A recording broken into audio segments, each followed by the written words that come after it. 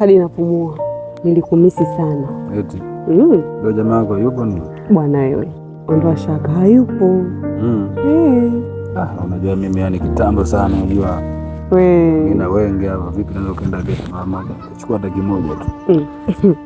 Kabla hujaenda ni tayari mpenzi. Unajua tambo.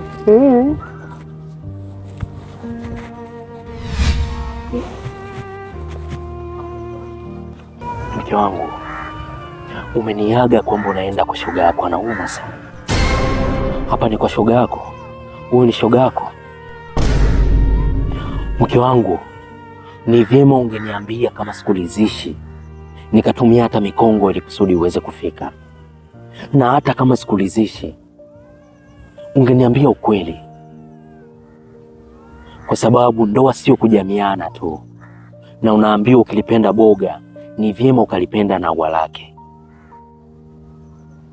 Inakuwaje unaniaga kumbe unaenda kwa shoga yako na kumbe unakuja kukutana na mwanaume?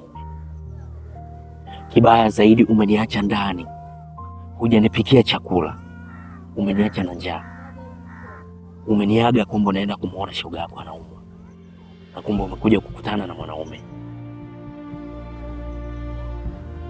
Okay, iwenda nikawa sikulizishi, ila ulishachagua kuishi na mimi, na mimi nikaachana na wale ambao walikuwa